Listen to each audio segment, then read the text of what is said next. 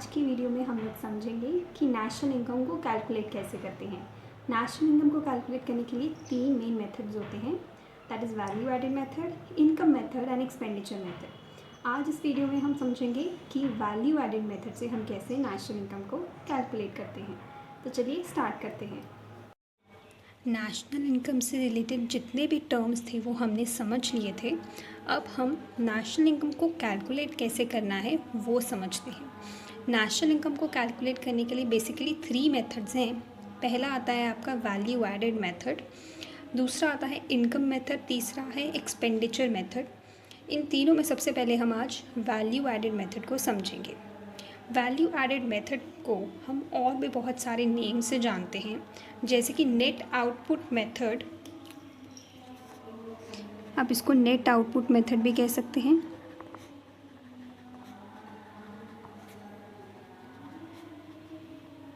Industrial origin method,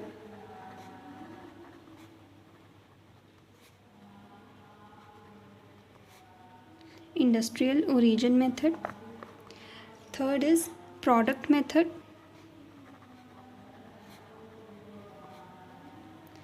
तो value added method के बहुत सारे नेम्स हैं, net output method, industrial origin method and product method. Exam में आपसे कोई भी नाम देकर आपसे पूछ सकता है कि नेशनल इनकम को कैलकुलेट करें, तो आपने कंफ्यूज नहीं होना है।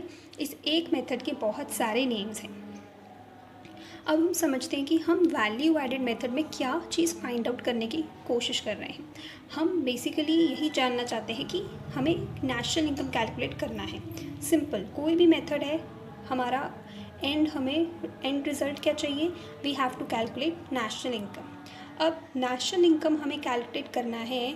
जब मैं बात कर रही हूँ वैल्यू एडेड मेथड की, तो मुझे जितनी भी प्रोड्यूसिंग एंटरप्राइज हैं इकोनॉमी के अंदर, वो कितना वैल्यू एडिशन कर रही हैं इकोनॉमी में, इसे जानने के लिए हम जो है नेशनल इनकम कैलकुलेट करते हैं थ्रू वैल्यू एडेड मेथड। अब वैल्यू एडेड मेथड में हम ये जानने की, एस्टिमेट करने की कोशिश करते हैं the contribution of all the producing units, कि उन्होंने जितने भी प्रोड्यूसिंग यूनिट्स हैं उन्होंने कितना प्रोडक्शन किया है एक डोमेस्टिक टेरिटरी के अंदर एक अकाउंटिंग ईयर में। ठीक है, तो हम ये जानने की, एस्टिमेट करने की कोशिश करते हैं। सबसे पहले हम लोग क्या करते हैं, इसमें जीडीपी एमपी कैलकुलेट करेंगे। जीडीपी एमपी कैलकुलेट करने के बाद हम उसमें कुछ एडजस्टमेंट्स करेंगे जो हमने लास्ट वीडियो में समझी थी, जैसे जीडीपी एमपी को एनएनपीएफसी में कन्वर्ट करना, इस तरीके से हमने समझा था लास्ट वीडियो में। तो हम जीडीपी एमपी कैलकुलेट करने के बाद कुछ एडजस्टमेंट्स करेंगे एंड देन हम उसे नेशनल इनकम में कन्वर्ट करते हैं, यानी नेशनल इनकम कैलकुलेट करते हैं। नेशनल इनकम को हम लिख सकते हैं एनएनपीएफसी। हम एक बार जीडीपी एमपी कैलकुलेट कर लेंगे, उसके बाद कुछ नेसेसरी एडजस्टमेंट्स करेंगे and then we will calculate NNPFC, that is national income. So let's see कि कैसे हम जीडीपी एमपी को कैलकुलेट करेंगे। फर्स्टली जीडीपी एमपी अगर आपको यहाँ पे लिखा हुआ मैं दे रही हूँ, so it is equal to gross value added. ठीक है, जीडीपी एमपी लिखो या gross value added, one and the same thing. अब सबसे पहले वैल्यू एडेड मेथड में हम क्या कैलकुलेट करेंगे, वैल्यू एडेड। हम सबसे पहले क्या कैलकुलेट करेंगे, value added. We will calculate value added. Value added calculate करने के लिए क्या फॉर्मूला है, value of output minus intermediate consumption. ये मैंने शॉर्ट में लिख दिया है, intermediate consumption. Value added calculate करने के लिए the formula is value of output minus intermediate consumption. Don't worry, इसे एक एग्जांपल्स के साथ आपको मैं जब समझाऊंगी आपको और अच्छे से समझ आएगा। अभी के लिए फॉर्मूला देखेंगे कि फॉर्मूला क्या है, value of output minus intermediate consumption. Now what is value of output, कि हम इस फॉर्मूले में ये जानने की कोशिश कर रहे हैं, इस मेथड में ये जानने की कोशिश कर रहे हैं कि जितने भी प्रोड्यूसिंग एंटरप्राइजेज़ हैं एक इकोनॉमी के अंदर, उन्होंने कितना प्रोडक्शन किया है एक डोमेस्टिक टेरिटरी में इन एन अकाउंटिंग ईयर। कितना प्रोडक्शन किया, टोटल वैल्यू ऑफ आउटपुट हो गया, कितना प्रोडक्शन किया है। वैल्यू ऑफ आउटपुट कैलकुलेट करने का भी एक फॉर्मूला है अपना। अगर मैं नॉर्मल भाषा में बोलूँ तो वैल्यू ऑफ आउटपुट क्या है, मार्केट वैल्यू है, market value of final goods and services, goods and services की फाइनल वैल्यू है जो कि रेडी है सेल के लिए, that is value of output. अब वैल्यू ऑफ आउटपुट में दो चीज़ें समझने वाली हैं, वैल्यू ऑफ आउटपुट में दो चीज़ें समझने वाली है। पहली चीज़, आपका value of output will be equal to sales जब आपका सारा का सारा when whole output is sold.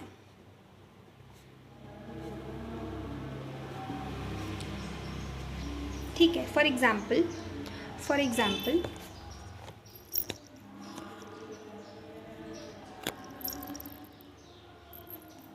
कि आपने 100 यूनिट्स की प्रोडक्शन की थी, 100 यूनिट्स प्रोड्यूस किया आपने और 100 के 100 यूनिट्स ही सेल हो गए। 100 यूनिट्स प्रोड्यूस किए, 100 यूनिट्स ही सेल हो गए। सो इट मीन्स आपका value of output is equal to sales, कि आपने जितनी प्रोडक्शन की थी उतने का उतनी आपकी सेल हो गई। So value of output will be equal to. लेकिन अगर फॉर से कि आपकी not whole, if not whole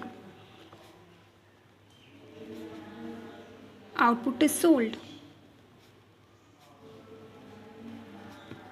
कि जब आपका सारा का सारा आउटपुट नहीं बिका है, इट मीन्स कि कुछ ना कुछ स्टॉक में है, कुछ ना कुछ इन्वेंट्री है, वहाँ पे आप क्या यूज़ करते हो formula, change in stock calculate करते हैं वहाँ पे हम। और चेंज इन स्टॉक का फॉर्मूला क्या है, closing stock minus opening stock, closing stock minus opening stock. जब आपका सारा का सारा आउटपुट या जितना भी आपने प्रोड्यूस किया है वो सेल नहीं हुआ है, इट मीन्स आप चेंज इन स्टॉक कैलकुलेट करोगे। चेंज इन स्टॉक का फॉर्मूला है closing stock minus opening stock. Closing stock and opening stock पे मैं एक डेडिकेटेड शॉर्ट वीडियो बनाऊंगी एंड उससे आपको और क्लैरिटी आएगी कि क्लोजिंग स्टॉक क्या होता है, ओपनिंग स्टॉक क्या होता है। चेंज इन स्टॉक में हम क्लोजिंग में से ओपनिंग लेस क्यों करते हैं। So please watch that short video. So दो चीज़ें समझी हमने, क्या कि जब आपका सारा का सारा आउटपुट सेल हो चुका है, means value of output is equal to sales, and if the entire stock is not sold, it means change in stock calculate करेंगे which is closing stock minus opening stock. ठीक है, अब हम आगे देखते हैं कि इंटरमीडिएट कंजम्पशन क्या होता है। हमने वैल्यू ऑफ आउटपुट समझ लिया, हम इंटरमीडिएट कंजम्पशन एक बार देख लेते हैं क्या होता है। इंटरमीडिएट कंजम्पशन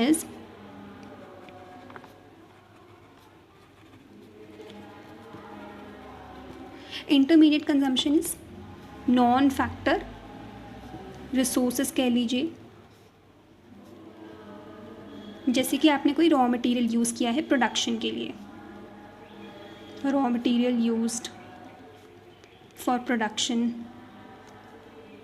आपने रॉ मटेरियल यूज़ किया है प्रोडक्शन के लिए, so that is intermediate consumption. और हम इंटरमीडिएट कंजम्पशन को नेशनल इनकम में कभी भी इंक्लूड नहीं करते, रिमेंबर दिस। अभी ऊपर आपने फॉर्मूला देखा कि value of output minus intermediate consumption हमने पढ़ा। हमने क्या पढ़ा, value of output minus intermediate consumption, कि हम इंटरमीडिएट कंजम्पशन को नेशनल इनकम की एस्टिमेशन में नहीं इंक्लूड करते।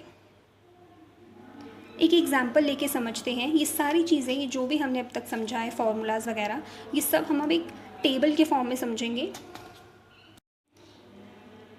4 चीज़ें मैंने आपके सामने लिखी हैं। पहला है प्रोड्यूसिंग यूनिट, दूसरा है वैल्यू ऑफ आउटपुट, तीसरा है intermediate consumption and fourth is value added. अभी तक हमने जो भी समझा है वो इन चारों के इर्द गिर्द ही समझा है। हमने वैल्यू ऑफ आउटपुट कैसे कैलकुलेट करना वो देखा, इंटरमीडिएट कंजम्पशन को नेशनल इनकम में इंक्लूड नहीं करते ये समझा, वैल्यू एडेड समझा कि हम वैल्यू एडेड मेथड ही सॉल्व कर रहे हैं। इसमें सबसे पहला काम ही क्या है कि जितने भी प्रोड्यूसिंग यूनिट्स हैं उनका वैल्यू एडिशन जानना, कि वो कितना वैल्यू एडिशन कर रहे हैं एक डोमेस्टिक टेरिटरी में इन एन अकाउंटिंग ईयर। अब प्रोड्यूसिंग यूनिट कौन कौन से हैं, जैसे कि एक सिंपल एग्जांपल लेते हैं हम ब्रेड का।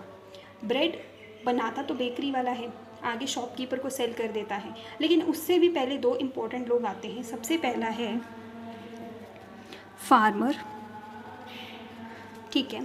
फार्मर क्या करेगा, वीट की प्रोडक्शन करेगा, वीट से ही बनती है ब्रेड, तो फार्मर क्या है, वीट की प्रोडक्शन करेगा, ठीक है। दूसरा कौन है, सेकेंड वन इज़ हमारे पास flour mill. Flour mill is a person जो उस वीट को आटे में कन्वर्ट करेगा, चक्की वाला, ठीक है। तीसरा है बेकरी वाला, bakery, and fourth is your shopkeeper, जिससे जाके हम सामान खरीदते हैं, हाउस होल्ड हम जिससे जाकर सामान खरीदते हैं, दैट इज़ शॉपकीपर।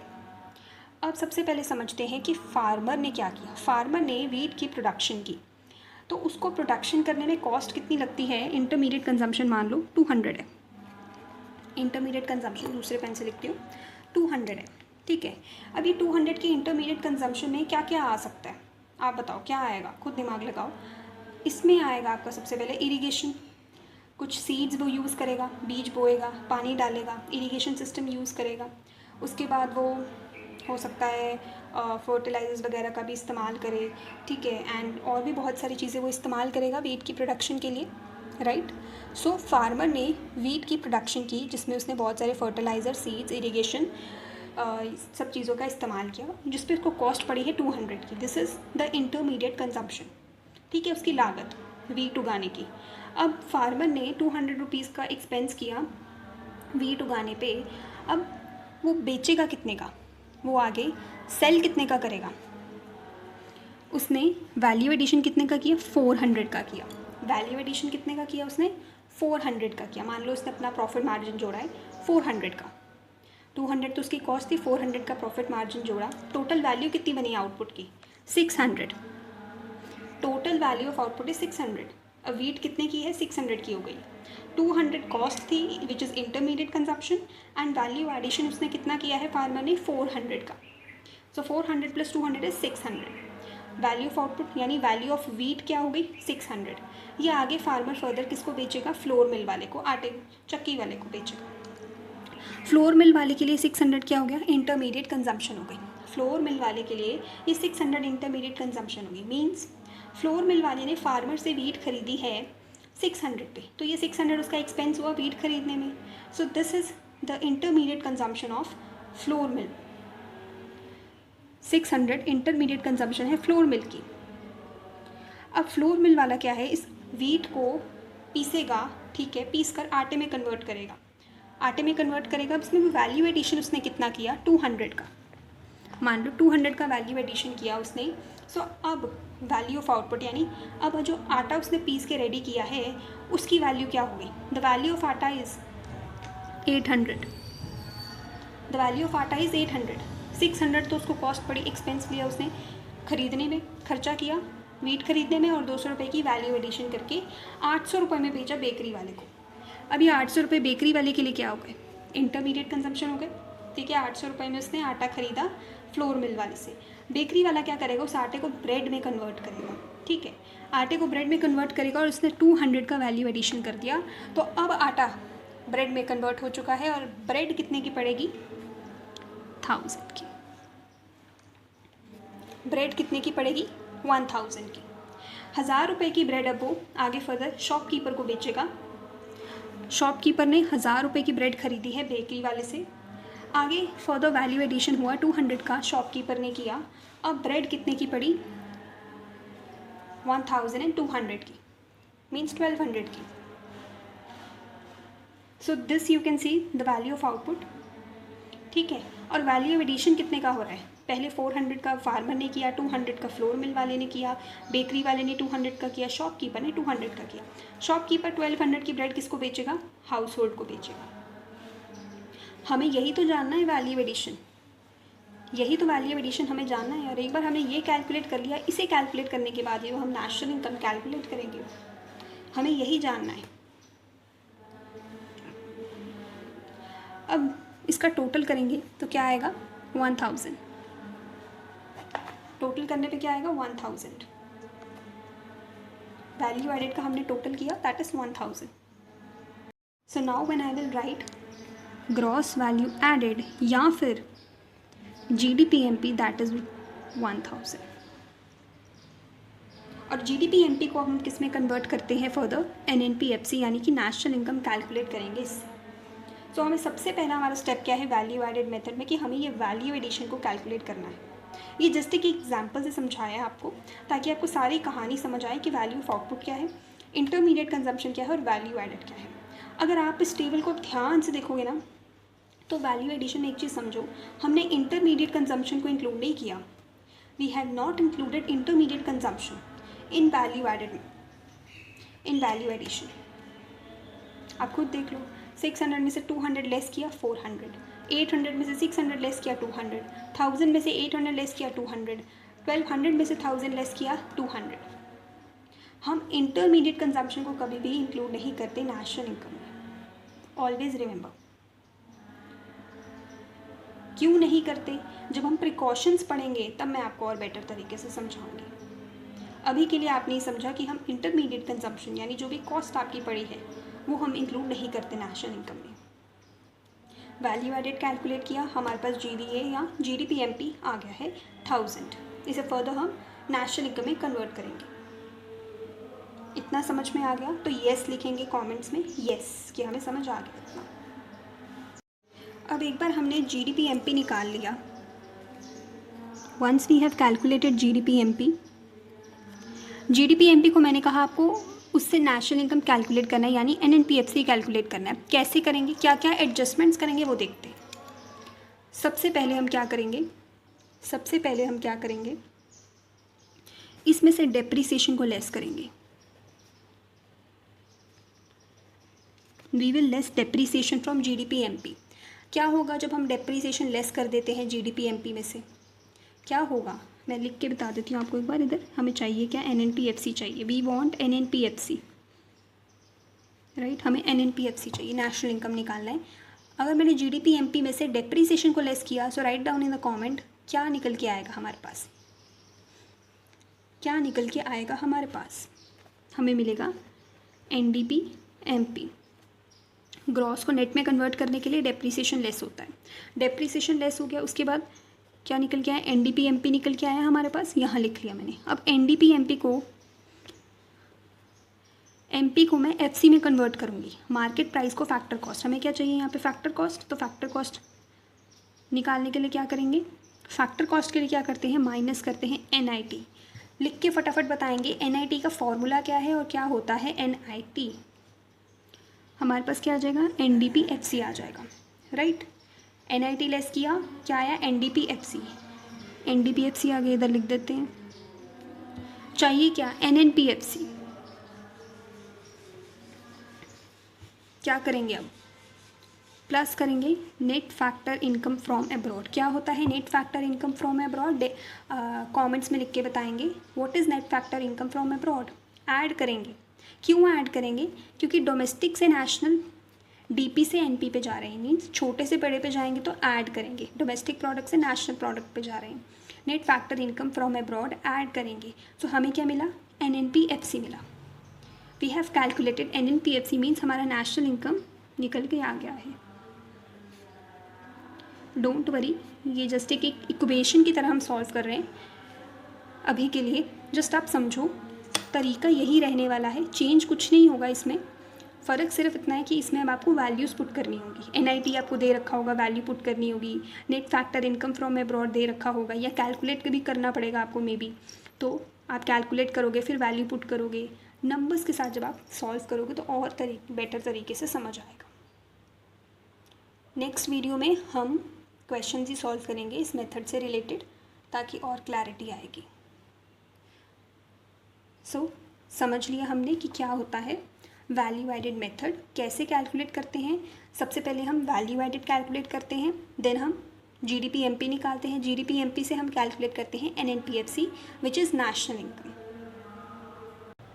अब समझते हैं कि किन चीज़ों का हमें ध्यान रखना है जब हम वैल्यू एडेड मेथड के थ्रू नेशनल इनकम को कैलकुलेट करते हैं. हमने सारा सिस्टम समझा, सारा प्रोसेस समझा. कि कैसे हम नेशनल इनकम कैलकुलेट करते हैं थ्रू वैल्यू एडेड मेथड। ठीक है, अब हम समझते हैं कि किन चीज़ों का हमें ध्यान रखना है, जो चीज़ें हमें नहीं इंक्लूड करनी उन्हें कैसे पता लगाना है, ये समझते हैं। जैसे कि पहली चीज़ है sale and purchase of second hand goods. Second hand goods की अगर सेल एंड परचेज हो रही है तो उसे हम कभी भी जीडीपी में इंक्लूड नहीं करते, मीन्स हम उन्हें नेशनल इनकम में भी इंक्लूड नहीं करते। पहली चीज़ ध्यान रखने वाली ये होती है। अब हम क्यों नहीं इंक्लूड करते सेकेंड हैंड गुड्स की सेल एंड परचेज को इंक्लूड?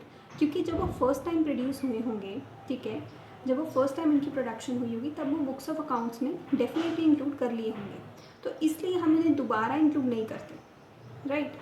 हम उन्हें दोबारा इंक्लूड नहीं करते क्योंकि उन्हें एक बार इंक्लूड कर लिया गया है बुक्स ऑफ अकाउंट्स में at the time of their production. So second time include करने का कोई मतलब नहीं बनता, इसलिए कभी भी हम जीडीपी में उन्हें इंक्लूड नहीं करते। दूसरी चीज़, अगर आपने सेकेंड हैंड गुड्स की, ध्यान से सुनिए, अगर आपने सेकेंड हैंड गुड्स की सेल या परचेज से कोई कमीशन अर्न की है, राइट, अगर आपने सेकेंड हैंड गुड्स की सेल या परचेज से कोई कमीशन अर्न की है तो उसे हम जीडीपी में इंक्लूड करते हैं। We include it in national income. देखो, कमीशन अर्न करना मीन्स कि आपने इनकम जनरेट की है, और अगर इनकम जनरेट की है it means it will be included in national income. Second hand goods की सेल परचेज को इंक्लूड नहीं करते, बट अगर सेल परचेज पे आपने कमीशन अर्न की है तो डेफिनेटली उसको इंक्लूड करते हैं। तीसरी चीज़ समझने वाली ये है कि आपने कोई भी प्रोडक्शन की है सेल्फ कंजम्पशन के लिए। फॉर एग्जांपल, फार्मर ने वीट की प्रोडक्शन की है, कुछ वीट वो है मार्केट में सेल कर रहा है, कुछ वीट उसने अपनी और अपनी फैमिली की कंजम्पशन के लिए रख लिया है। सो जो अपनी और अपनी फैमिली की कंजम्पशन के लिए रखा है, मतलब उसने प्रोडक्शन की है, सारा का सारा उसने अपने लिए नहीं रखा, कुछ पार्ट अपने लिए रखा है, बाकी सारा मार्केट में सेल कर दिया है, ठीक है। सो जो अपने लिए रखा है उसे भी हम नेशनल इनकम में इंक्लूड करते हैं। So production for self consumption is included in national income. दूसरी चीज़ समझने वाली इसी में क्या है, वो ये है कि अगर आप कोई सर्विसेज दे रहे हैं, ठीक है, आपने कोई सर्विसेज दी हैं और वो सेल्फ कंजम्पशन के लिए है। फॉर एग्जांपल, आपके घर में आपकी मदर आपके लिए खाना बना रही है, वो सर्विसेज दे रही हैं, that is for self consumption. आप उनको कुछ पे नहीं कर रहे हो, राइट, इसके बदले में वो आपसे कुछ भी डिमांड नहीं कर रही है, not in any monetary sense, ठीक है। सो इसे हम बुक्स ऑफ अकाउंट्स पे तो इंक्लूड नहीं करते, इसे हम नेशनल इनकम में इंक्लूड नहीं करते, right. So services for self consumption is not included in national income, but production for self consumption is included in national income. Production हो रही है सेल्फ कंजम्पशन के लिए, उसे नेशनल इनकम में इंक्लूड करेंगे। सर्विसेज दे रहे हैं फॉर सेल्फ कंजम्पशन, उसे हम इंक्लूड नहीं करते। इन दो चीज़ों का ध्यान आपको सबसे ज़्यादा रखना है। दूसरी चीज़ है कि अगर ओनर ने कोई हाउस रेंट पे लिया हुआ है तो हर हाउस की कोई ना कोई रेंटल वैल्यू तो होती है, तो इसे भी हम नेशनल इनकम में इंक्लूड करेंगे, ठीक है। ओनर हर मंथ उसका रेंट पे कर रहा है उस हाउस का, उस हाउस की हर प्रॉपर्टी की एक रेंटल वैल्यू होती है, सो उसे भी क्या है हम इंक्लूड करेंगे नेशनल इनकम में। वैल्यू ऑफ इंटरमीडिएट गुड्स, जितने भी इंटरमीडिएट गुड्स हैं हम उनको कभी भी नेशनल इनकम में इंक्लूड नहीं करते। जैसे हमने कहा इंटरमीडिएट कंजम्पशन को हम इंक्लूड नहीं करते। हमने समझा था जब मैंने आपको एक टेबल फॉर्मेट में समझाया था कि फार्मर है, आपके पास फ्लोर मिल वाला है, बेकरी है एंड शॉपकीपर है, तो हमने फार्मर की और जितने भी बाकी लोग हैं सबकी जो इंटरमीडिएट कंजम्पशन थी उसको हटा दिया था। हमने फॉर्मूला में भी समझा था कि जब हम वैल्यू ऑफ आउटपुट निकालते हैं तो जब हम वैल्यू ऑफ आउटपुट निकालते हैं तो हम उसमें से इंटरमीडिएट कंजम्पशन को लेस करते हैं, तभी वैल्यू एडेड निकल कर आता है। सो इंटरमीडिएट कंजम्पशन या इंटरमीडिएट गुड्स को हम नेशनल इनकम में कभी भी इंक्लूड नहीं करते, इस बात का भी आप ध्यान रखेंगे। सो आई होप अब तक आपको समझ लग गई होगी कि हमने जितना भी समझा प्रिकॉशंस के बारे में कि किन चीज़ों का हमें सबसे ज़्यादा ध्यान रखना है, किन चीज़ों को इंक्लूड करना है नेशनल इनकम में, किन्हें नहीं करना है इंक्लूड। सो आपका फर्स्ट मेथड फुल्ली कंप्लीट हो चुका है। नेक्स्ट वीडियो में मैं आपके साथ इसके न्यूमेरिकल्स सॉल्व करूँगी, आपके साथ मैं खुद सॉल्व करूँगी, आप भी सॉल्व करेंगे, पेन कॉपी लेकर बैठेंगे और साइड बाय साइड सब कुछ नोट करते चलेंगे, जो भी मैं आपको बताती जाऊँगी। ये सब मैं आपको एनसीईआरटी से पढ़ा रही हूँ, तो इसमें कोई भी टेंशन वाली बात नहीं, आपकी एनसीईआरटी अच्छे से कंप्लीट होगी। इसके बाद डिफरेंट बुक्स या सोर्सेज से हम और क्वेश्चंस को सॉल्व करेंगे जैसे जैसे एग्जाम्स आपके पास आते जाएंगे, ठीक है। So I hope you are learning and you are doing your best. So I'll see you in the next video. Till then, take care. Bye bye.